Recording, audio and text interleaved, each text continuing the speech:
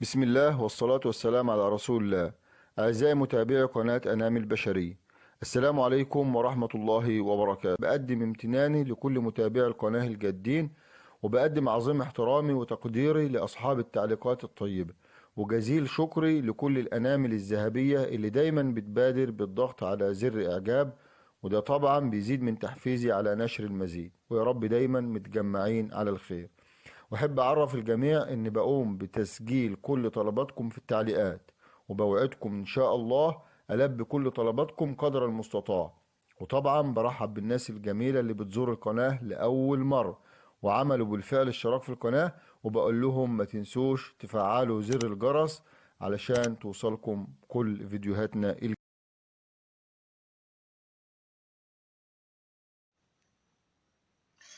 بسم الله، نبدأ الشرح على بركة الله.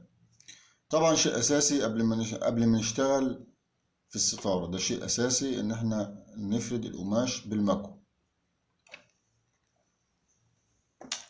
وده شيء مهم جدا لأن في ناس كتيرة بتقابلها مشاكل في الفستون. بيبقى أحد أسباب وجود المشاكل دي إن هما ما بيأكدوش على المكوى. ده الموديل إن شاء الله، الموديل اللي ظهر قدام حضراتكم ده الجنب ذات الفستونتين الاتنين. إن شاء الله قريبا انتظرونا وشرح جنب الفستونتين.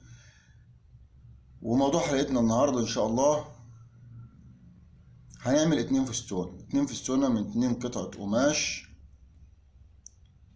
140 في 140. هنجيب قطعة قماش 140 في 140، وما ننساش طبعا المكوة، بنأكد على المكوة لأن هنتكلم النهاردة إن شاء الله يعني في عدة أسباب كده بتبوظ الشغل أو بتخلي فينش الفستونة مش مظبوط. طبعا من ضمنها التأكيد على المكوة. وهنعمل مثلث كالعادة، نمسك أحد أطراف القماش ونضمه على الطرف المقابل ونعمل مثلث. وده السبب الثاني اللي ممكن يسبب لك مشاكل في الفستونة، وهو عدم استقامة القائم المغلق. القائم المغلق لابد إن هو يكون على استقامة واحدة، يكون على خط مستقيم. يبقى كده ذكرنا سببين اتنين. هنحدد فتحة الحوض 35 سنتي.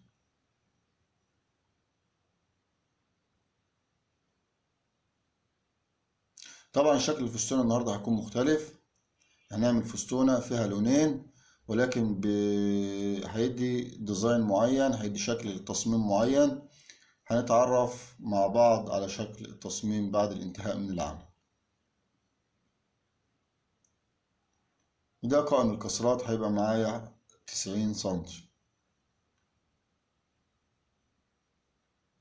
يبقى معايا فتحة الحوض 35 سنتي، قائم الكسرات 90 سنتي.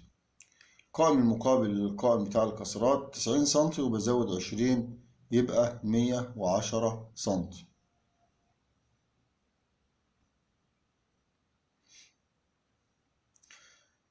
يبقى ده طول القائم المغلق 110 سنتي. ملحوظة مهمة جدا ان انا وانا بقيس الدوران من تحت اقيس من عند نقطة 90 اللي هي المقابلة لنقطة 90 بتاع قائم الكسرات.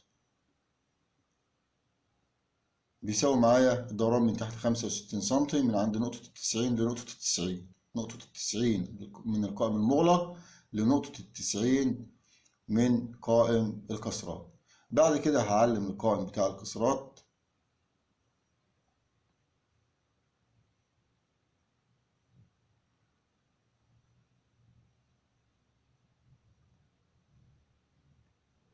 ودلوقتي هقص العلام زي ما حضراتكم شايفين وزي ما هو واضح على الشاشة.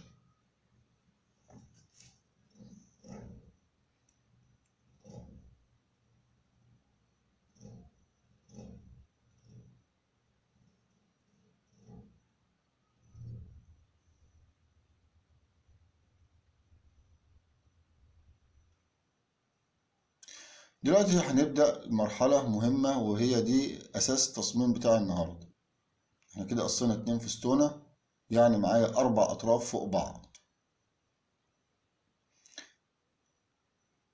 قبل ما نوصل للنقطة المهمة، طبعا بدعو الناس اللي هي أول مرة تشوف القناة إنها تعمل اشتراك في القناة وتفعل زر الجرس علشان يوصلها كل فيديوهاتنا الجديدة. طبعا ما تنسوش تعملوا لنا إعجاب لو أعجبكم الفيديو، ما عجبكوش مفيش أي مشكلة، لكن لو عجبكم ما تنسوش تعملوا لنا إعجاب عشان يعني نوع من أنواع الدعم للقناة. طبعا قسمنا قائمة الكسرات زي ما حضراتكم شفتوا، طبعا كان ظاهر على الشاشة احنا عملنا ايه بالظبط. إذا كنت أنا اتلخمت معاكم في موضوع الاشتراك والإعجاب، دي نقطة مهمة جدا ودي اللي هنشتغل عليها. من عند فتحة الحوض هنعلم 2 سنتي، ومن تحت من عند الدوران من منتصف هنعلم 12 سنتي وناخد خط. يبقى الخط ده بيساوي معايا من عند فتحة الحوض 2 سنتي فقط لا غير، ومن تحت من عند المنتصف اللي هو خط السنتر باخد 12 سنتي وبقص القماش كله. أنا معايا 4 أطراف، دلوقتي القائم بتاع الكسرات بقى معايا 4 أطراف، وفي المنتصف هيبقى معايا حتتين كبار، وده طبعا هيظهر دلوقتي وهيبان على الشاشة. هنجيب القطعة الصغيرة اللي هي في القائم المغلق اللي هم 4 قطع، هنجيب قطعتين 2 بس، هنعكس الألوان بتاعتنا، وده برضه هيوضح أمامكم، هتعرفوا احنا بنعمل ايه دلوقتي. دي قطعة من القطع الصغيرة بنوصلها في القطعة الكبيرة. احنا طلع نتج عن عملية القص اللي فاتت قطعتين كبار، يعني كل فستونة قطعة كبيرة وقطعتين صغيرين. هنجيب القطعتين الصغيرين بألوان معكوسة، احنا معانا لونين 2، هنجيب الألوان المعكوسة ونخيطها في الأطراف، في أطراف الفستون، هتصبح بالشكل اللي حضراتكم شايفينه ده. المنتصف معايا هو القطعة الكبيرة، القطعتين الصغيرين واحدة شمال وواحدة يمين. طبعا أنا معايا فستونتين فالألوان مختلفة.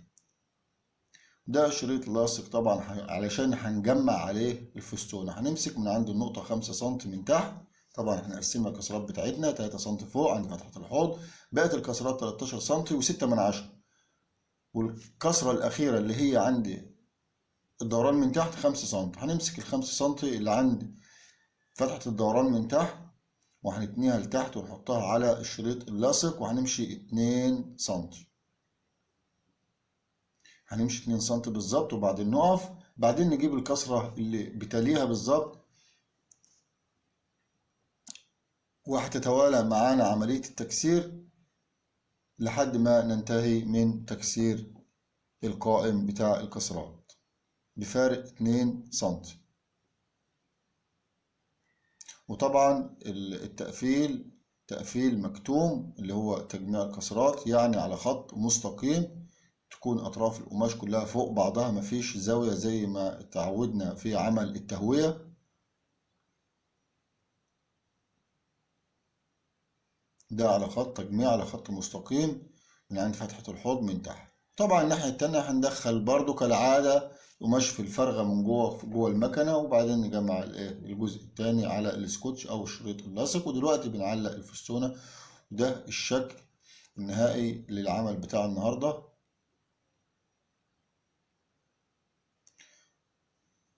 أظن إن هو يعني إيه تغيير وشكل مقبول وشكل جميل. أتمنى تقولوا لي رأيكم في خانة التعليقات، ويا ريت لو عجبكم الفيديو ما تنسوش تعملوا لنا إعجاب للفيديو دعما لنا حتى نستمر في نشر المزيد. وطبعا الناس اللي أول مرة تشوف الفيديو أو أول مرة تشوف القناة بدعوهم لعمل اشتراك في القناة وتفعيل زر الجرس، وده مهم جدا بالنسبة لكم. لو حابين تتابعوا القناة هيجيلك إشعار لو أنت فعلت زر الجرس، وحابب تتابع، لو انت حابب تتابع القناة فعل زر الجرس عشان يوصلك اشعار بكل جديد. ده الشكل النهائي للفستونة. ولو في اي سؤال او اي استفسار انا بستقبل استفساراتكم واسئلتكم في خانة التعليقات، وبرد على الاسئلة ان شاء الله قدر المستطاع. وان شاء الله تابعونا الموديل اللي عرضناه اللي ظهر له صورة في بداية اللقاء ان شاء الله قريبا ان شاء الله. ان لم يكن الفيديو القادم سيكون الفيديو اللي بعد القادم ان شاء الله، هنشرح الجنب اللي هو في فستونتين 2.